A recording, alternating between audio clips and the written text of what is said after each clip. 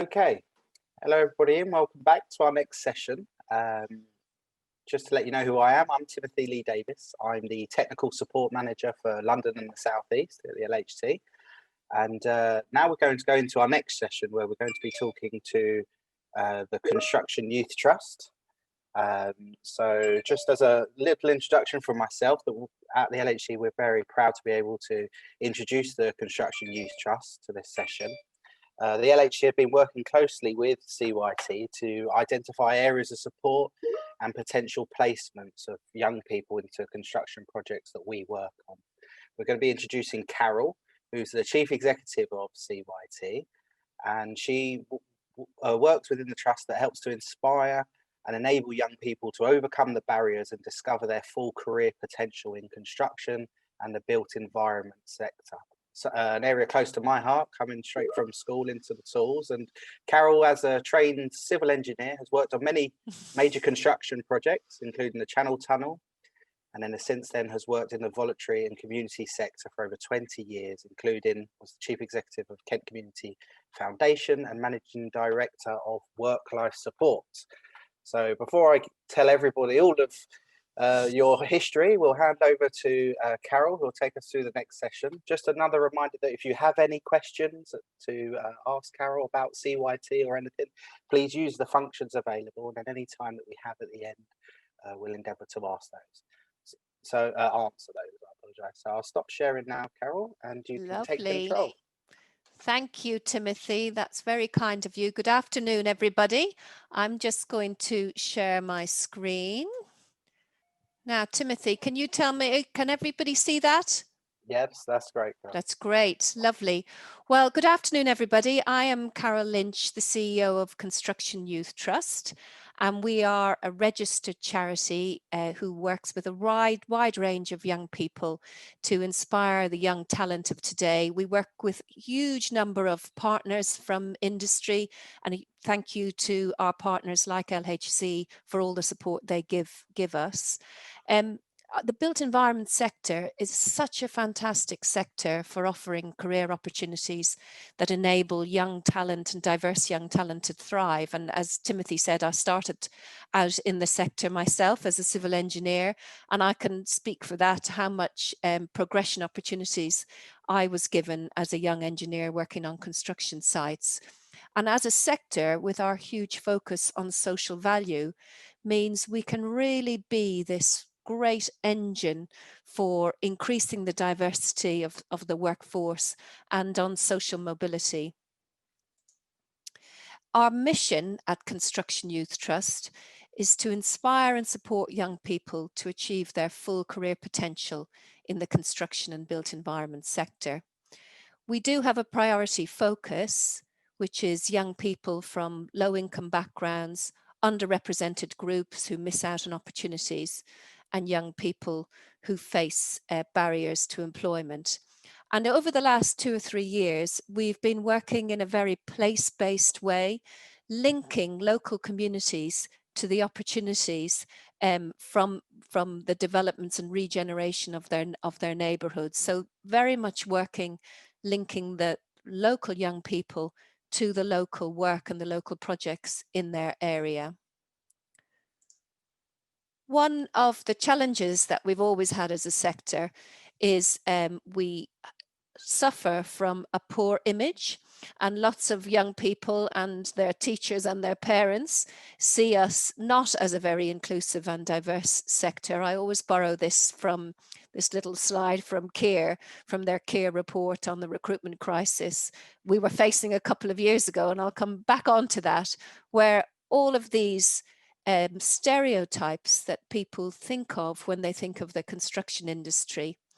And very much what we're working hard to do with our industry partners is to reflect a sector that is genuinely open to the wide, diverse range of young talent that we have in the UK today. Another important challenge for us and for all of us in the sector is to help young people, young talent, teachers and parents to see the modern sector as it really is, as opposed to the traditional sector. So we're always looking for opportunities to expose young people and their schools to the kind of digital world that's so much part of the modern sector and will be so much part of the sector tomorrow. A huge part of what we do is facilitate meaningful employer engagement. So young people engaging and being immersed in the world of work. And there's a lot of research that shows the more that young people are given meaningful encounters with careers and employers and workplaces, how good that is for them in terms of increasing their future earning potential and also reducing the likelihood of young people becoming what we would call NEET, but unemployed, falling out of education.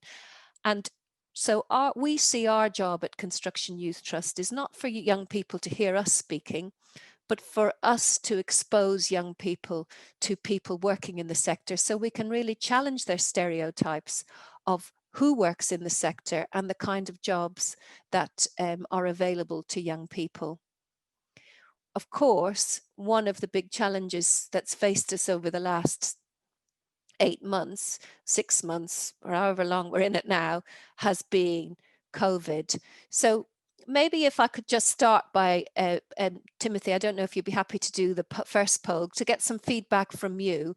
How many of you as organizations are already pre-COVID were engaging with young people? So if you could just tick as many of these boxes as you like in terms of the kinds of things that you were doing with your organization in terms of engaging with young people. What you can do is, why don't you put in the chat to Timothy what kinds of things you were doing pre-COVID? Because I think our take is there is a lot of work already happening in the sector engaging with young people. It's an amazingly generous sector towards young people, and there's such a great sense of goodwill in the sector already about offering role models to young people.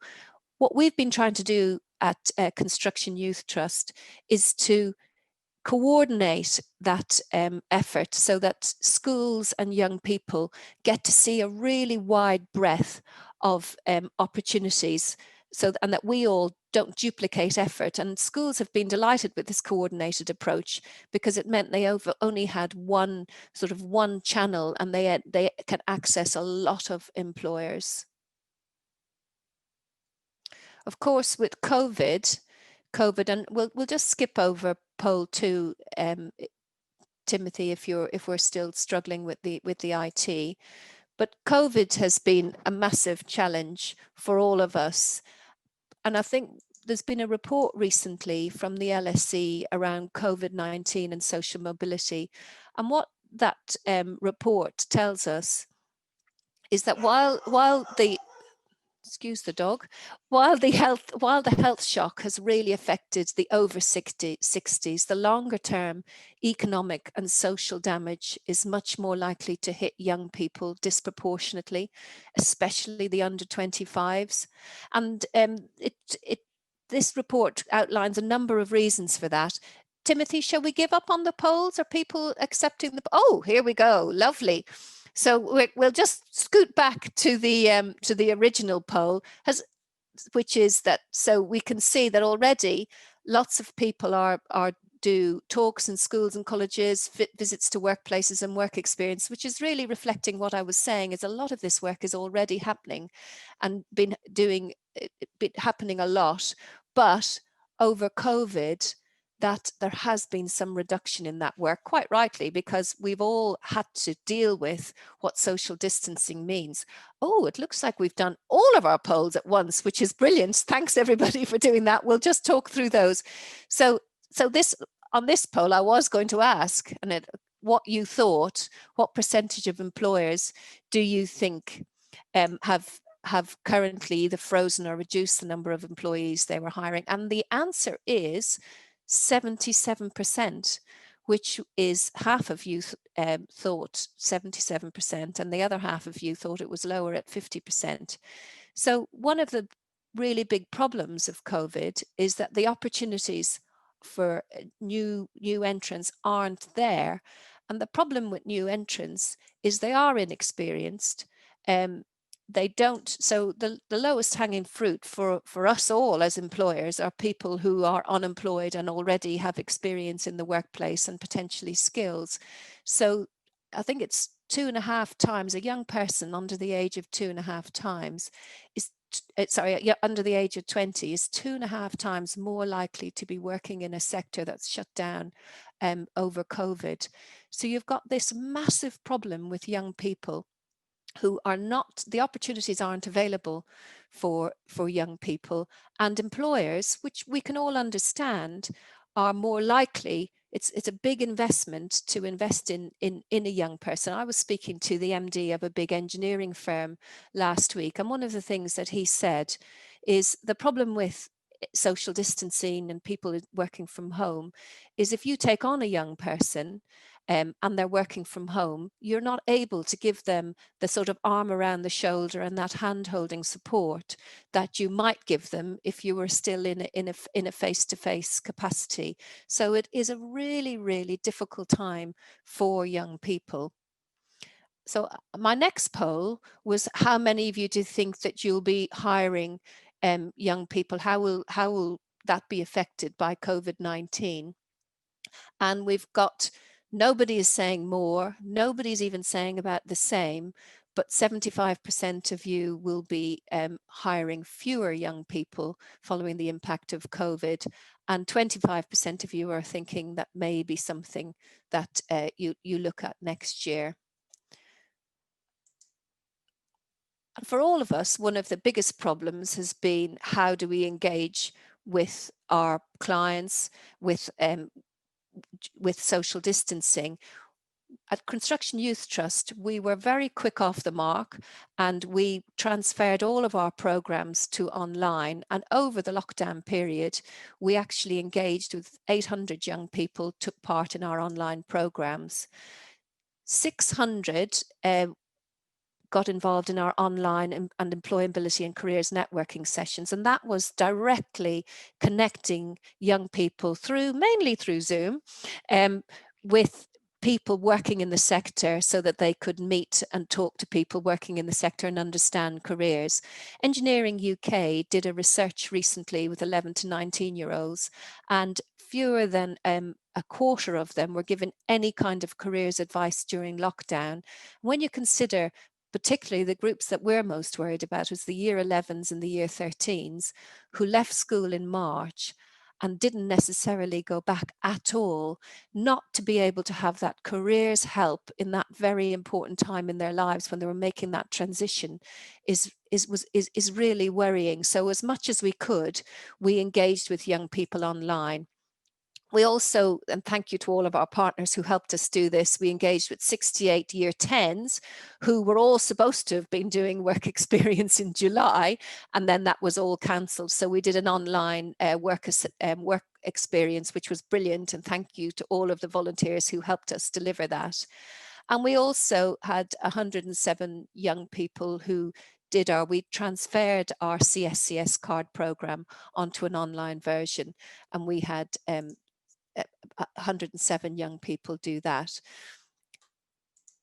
What has been interesting for us, and I'm sure has been interesting for all of us, and I'm going to see what you all said in this next poll, is do you think you will go back to the way you worked pre-COVID? 0% of you thought you would go back to working the way that you worked pre-COVID. 50% thought there'd be a slight change, and 50% thought there'd be a dramatic change.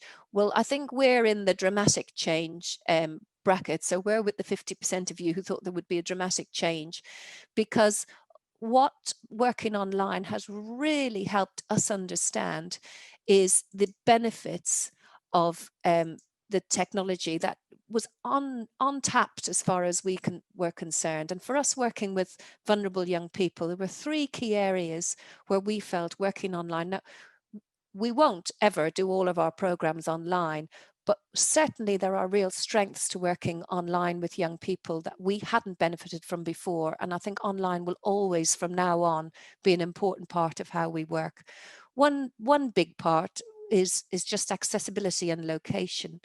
A surprising number of young people living even in London don't feel comfortable moving from one postcode to another for a variety of reasons, but some of them gang related. So the fact that young people could engage with us in the safety of their own home was actually a much bigger boost than we thought it would be. Also, the fact, as we're doing now, and it is quite disconcerting for the person doing the training, but the fact that people can communicate via chat without other people in the group knowing what they're saying. Actually, for young people lacking in confidence, that gave young people a surprising confidence to be able to communicate with the trainer when they were running programs, or with the volunteer coming from industry, and ask them questions that they might not have had the confidence to ask them in a face-to-face environment. And lastly, I think we found ourselves finding that actually Zoom can be quite an empowering way of communicating, in that it's not easy for two people to talk at once via Zoom. So young people found being in charge of their own learning by Zoom and by online learning was actually quite a powerful new way of learning for them. And we've got a quote there from a parent of a young person who had disengaged with school, hadn't been in school for a very long time, who did his level 1 and his CSCS card training with us over the summer via online, and was really delighted with how that young person engaged with our program in a way that he mightn't have on a face-to-face basis. I think the other thing that we were a bit surprised by, one we weren't surprised by, and the other side we were. The first bit is that the number of young people who don't have access to the hardware, such as laptops and internet access, that wasn't so surprising. And we did set up a loan scheme, which we're still running, to lend out laptops to young people. That probably wasn't as surprising as we wouldn't have been surprised with that. But the thing that was slightly surprising for us is we all think young people are fantastic at technology. And in fact, we had to put on some additional training sessions to train young people on becoming more technically literate, things like attaching an email, some basic technology that we all use in the workplace, young people were not familiar with. So training young people to engage with technology felt like a really important part of what we learned from the lockdown period. In terms of what's next for us, we are passionate about increasing the level of employer engagement at schools and colleges. So if you're working in one of the places where we work, please get in touch with us, because we really try and get a very wide range of employers to engage. We only work in secondary schools, not because we don't think we should be engaging at primary schools, we do, but we just don't have the resources to engage with primary schools at this point. But if you're working in one of the areas we're working in, please get in touch with us. If you're not, please do, which you are already doing, get in touch with your local schools, because that engagement, and the government is targeting for young people to have at least one meaningful engagement every year that they're in secondary school.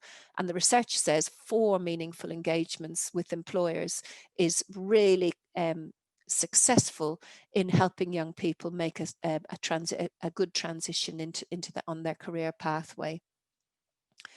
Coordinating local partnerships is something that we've been trialing for the last 2 or 3 years in our place-based strategy, and is really playing dividends in terms of the networking and the added benefit that we can bring by working with partners working in a local area. That's hugely employer partners, but also community partners, local authority partners, for the benefit of the young person, to make sure we're connecting them with the right career choice for them. I said right at the beginning, we are a sector that offers great social value, and clients, public sector clients, as we know from being here today, are more and more seeking social value in their procurement strategies. And it's really important for us that our work aligns with the social value commitments and the Section 106 commitments in the local areas we're working, so that we're all facing in the same direction, and our work with young people is helping our employer partners to meet their social value commitments. You know, the government is, you know, so far there's a lot of positive talk about building back better, build being a huge part of the recovery strategy, and the importance of offering opportunities to young people. So we will be looking at how we make the most of initiatives such as Kickstart, which should, you know, on paper, I know some of the details, I've had plenty of conversations and meetings with DWP are still being worked through, but Kickstart could be and should be a really important initiative for giving unemployed young people an opportunity to get genuine work experience. And I suppose my last point was 2 years ago, you know, everyone was talking about the skills shortage and how we need to attract a more diverse pipeline of young talent. And we need to make sure that we continue to attract diverse young talent into the sector, so that we have the workforce that we're going to need in 5 years' time when we get out of this COVID crisis. Last year, we had, just before COVID, we had so many schools asking us to run briefing sessions on apprenticeships, particularly higher level apprenticeships, and seeing apprenticeships as a really great alternative to going to university full time. And we were so encouraged by the response from schools. This year, now that schools have come back, while we are engaging with schools, almost none of them have asked us to do any work on apprenticeships. And I don't know why that is. We need to research why that is. But I would worry if what's happening is we now go back to where we were, and we stop talking about apprenticeships, because it will be short term in view if we don't think about as a country and as a sector what our needs will be in 5 years' time. I do have a little video, but I don't know whether we've got the results of the last poll there, Timothy, whether anybody is thinking of employing a young person this year. Certainly we could hear the answer to that, but also if there's any questions now, I'm happy to take them, or I'm happy to show the video, whatever you want to do, Timothy. Now, so in terms of, is your company in a position to take on a young person? 50% of you said you hope to be in the next 12 months, 25% of you said no, and 25% of you said we can't predict at this moment. So it's a very difficult time for all of us. It's a very difficult time for employers, and it is, you know, a particularly difficult time for young people. Timothy, did you want to take some questions, or are you happy to we have a very, very short video here to share? Yeah, no, I think maybe if we go into the video and then perhaps we can field any questions at the end, that'd be great. Perfect. I'm going to see how this works. You let me know, Timothy, if it doesn't work for you. Timothy? That's great. It's just great. Lovely.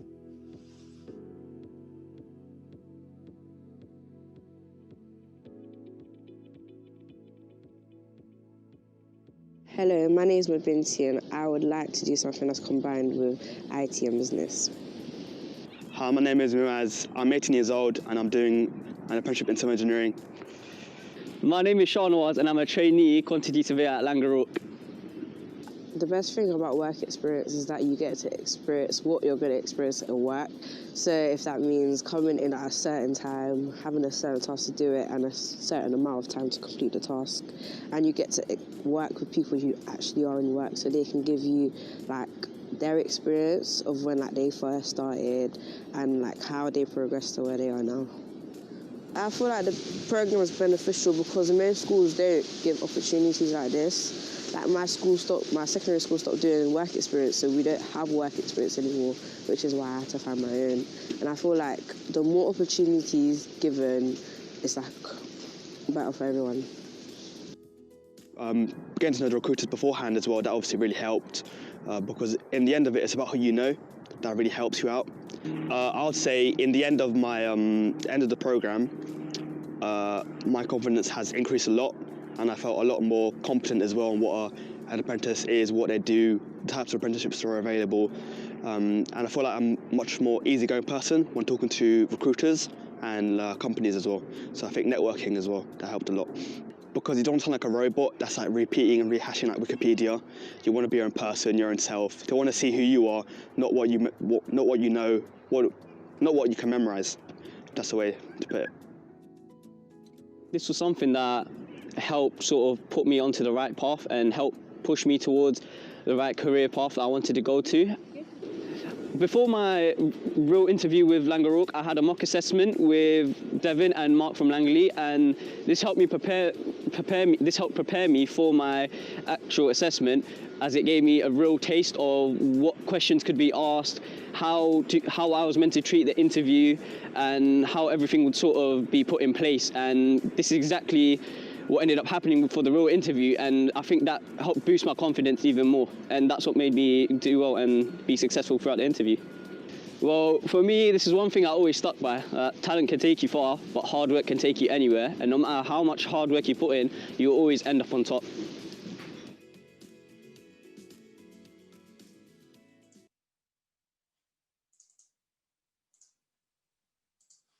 That's it. Lovely, Timothy.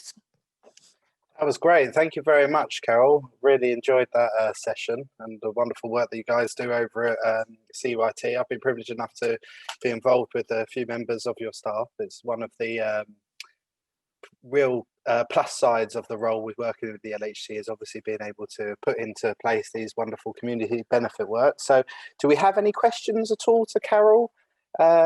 None have come in so far, but we'll just give them a few moments in case they wanted to ask. I just thought it was really interesting what you're saying, evidence in itself that it's not just young people that aren't great with IT, as it's been displayed through my efforts in this, but I think it's such a good thing that you mentioned about the confidence, especially in the time that we're living in at the moment in COVID. As you know, as adults, we feel uncertain about the times, and some of us are far more structured and stable in our careers and our lives. And for young people, it's a very turbulent time at the moment. So the support that we're able to give is of great value. And you can see how those young people in the video, in their own words, how just meeting people, it seems so simple, doesn't it? But just to meet someone and have a mock interview before your actual interview, that is a fairly, you know, people like you, Timothy, are so generous with your time, but it is an enjoyable thing to do. And it's not, especially now with Zoom, it's quite a manageable thing to do if you have an hour and you can do a practice Zoom interview with someone. But you can see how for those young people, how having that practice interview meant when they were going into a proper interview, they were ready and they had their practice questions. And if you're a young person who may not have had all of the polish in, you know, that you might have had if you'd gone to a posh school, actually, if we can, and we're such a great industry, and I, you know, you said you started in the industry, I started in the industry, that I always felt if you were hardworking and reliable in this sector, you would, whatever background you were, you would be recognized, because it's an industry that values reliability and hard work and really wants to reward that.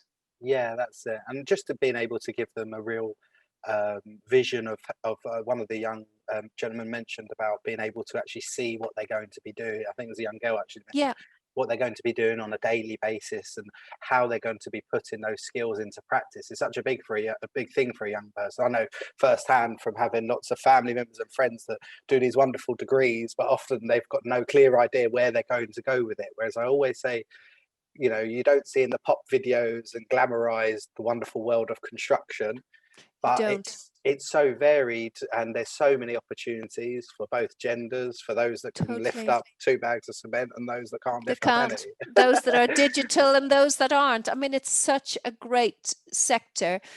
Exactly that. And I think we forget how little young people know about different careers. You know, they know maybe what their mum and dad do, they know what maybe Uncle Tom does, but they really don't have a great understanding. And that's what the research tells us. And it was the careers and enterprise research that really said, look, we need to be helping young people see the breadth of careers and thinking about what are the subjects they enjoy doing, what are the skills they have, what do they like doing, and what are the jobs that are matched to those, and really trying to, you know, do a week's work experience. And I always say, if you find you did a week's work experience and you hated it, well, that's a good thing, because at least you're not going to waste more time of your life doing a job that you're not going to enjoy. So it's a really great, if the way that this sector is so generous in giving their time to support young people. Well, thanks so much for your time. We really appreciate it, Carol. And just a reminder that we do have the pages where we've got in the community where we've got shared information about Construction Youth Trust. If you would like to know any more about them, obviously we will provide the information. And as I can say from first hand, the team are really engaging and willing. And LHC will continue to do what we can to support you. So thank you everyone for attending, Thank you, and Timothy. thanks once again to Carol. And that's the drawing the end to this session, and we look forward to seeing you later on. Thanks again. Lovely. Thanks, Timothy. Thanks, Carol.